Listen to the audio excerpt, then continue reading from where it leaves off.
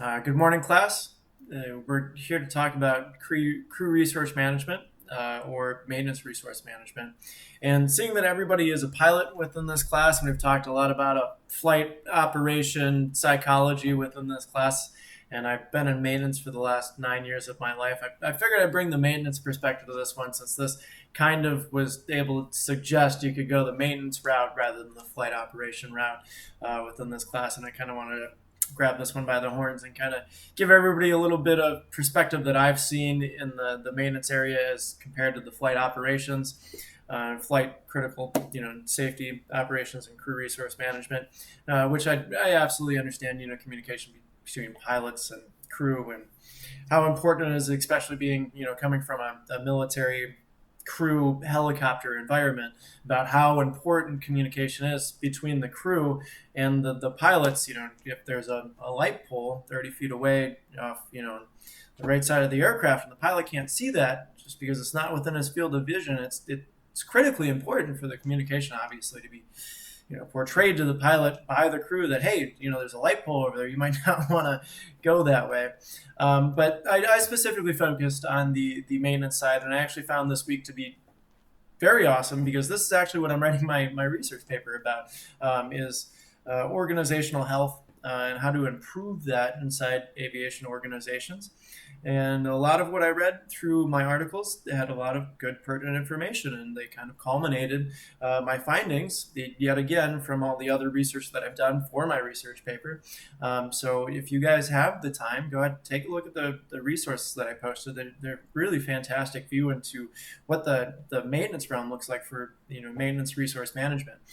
Basically the same breakdown for crew resource management and maintenance resource management. It's a general process for improving communication, effectiveness, and safety in aircraft maintenance operations, as is crew resource management, is improving communication and effectiveness and safety in flight operations. So it basically has the same breakdown. It's the same concept going into it. There's not a whole lot of difference. It's instilling teamwork and effective communication processes and maintenance practices to be able to see a reduction in accidents and aviation incidents. So management programs do this by reducing maintenance errors through improved coordination, communication, and increased awareness. Now, this increased awareness is basically the overarching concept that I have for my research paper.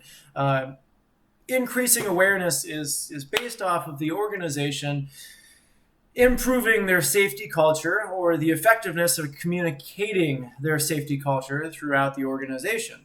If an organization does not have a strong safety culture, they haven't done proper studies to show what kind of safety culture they need or what kind of risk mitigation strategies that they need, it can be completely ineffective in what they're doing, or there could just be simply a lack of safety culture within an organization. And that really starts from top down leadership, instilling a sense of this organization is going to be have a safety culture that's going to effectively reduce accidents within our environment.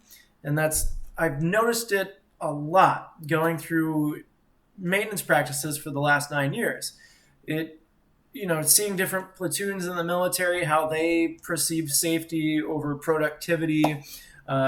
You could definitely see some sacrificing in those areas just because of what they wanted to focus on a little bit more than safety. And I think it's extremely key for organizations to focus on safety, to be able to maintain strong organizational health. Now, instituting maintenance resource management programs represents a level of managerial competent towards safety. Unlike other safety programs, maintenance resource management is most effective when all employees are oriented towards safety culture. Therefore, employees at all levels, upper level management included, the most important, in my opinion, are encouraged to anticipate and are trained alongside maintenance personnel. Now, one of the things that I found very interesting for my research paper as going through writing it is the crew resource management of pilots with the crew, as they should train in the same environment. Not pilots need to go train about safety of flight operations on their own, and flight attendants or crew go train on their own over here. No, they should all be in the same room so they can understand, okay, this is how we were taught to communicate in our training, and this is how you were taught to train in training. And if they're able to understand that, how they were taught, they might be able to communicate a little bit better in those emergency scenarios. Uh, management or maintenance resource management is used as a change in safety culture of an organization by establishing pervasive positive attitude towards safety culture. Such attitudes, if positively reinforced, can lead to change behaviors and better performance. Now, this is a lot of what I found as well, is you need to find a way to make your organization feel a sense of that safety culture, not only as an organization, but in the individual. And the individual is the most difficult part, influencing, because if you've tried to shove down people's throats for the longest time, all that matters is productivity. We need to get this airplane out the door, hell or high water. That's a lot of maintenance companies, that's their bottom line. That's how they make the money. Get it out as fast as possible, make sure that airplane flies. And sometimes, as unfortunate as to say, and I've seen sacrifices in safety to do that, and that's not the right answer. And there's been a lot of times that I have spoken up about the sacrifice of safety just for productivity, which shouldn't be there.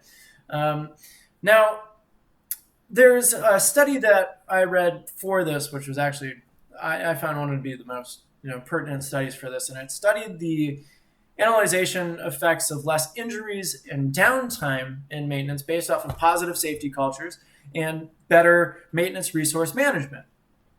Now, I think that's a great way of analyzing, not only compared to aviation accidents and incidents, but when you take in the amount of injuries that happen in aviation maintenance is significant. And the injuries that happen can create a lot of downtime for your workforce.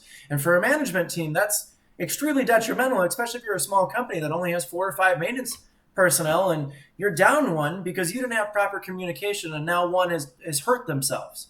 I think that's extremely key to point out that there was a reduction in accidents after the implementation of maintenance resource management.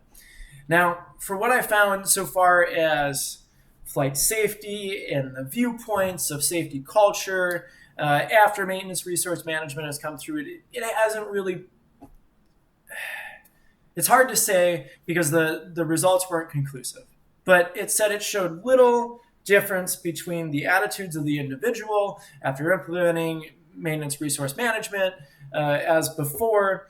However, I have a strong belief it's because of the organizations that they are within and the management team not taking it the way that they should and the weight that it should carry. If a management team and an organization preaches, maybe not day in, day out, but once a week, once a month, in studies and realizes and really picks apart the organization and what safety culture they need to have and what implementations they need to have to be able to create a better safety culture, it should work. So that is mainly what I found. I could go on for probably days about what I've seen in the maintenance world of aviation, about some sacrifices for safety and productivity and how some people feel towards those things that I have found that I've wanted to change and that I work effectively to change in every industry that I go in. Because obviously maintenance is an extremely integral part of aviation. And if you look at the statistics of aviation accidents, maintenance is definitely not as high as, flight operations, turbulence, and cruise. But we come right after all of that. Those 3 categories, have the most amount of aviation accidents and incidents, but right after that is aviation maintenance. And I feel like it's important for this category to be talked about and touched on and articulated better into larger maintenance organizations or even smaller maintenance organizations in general aviation.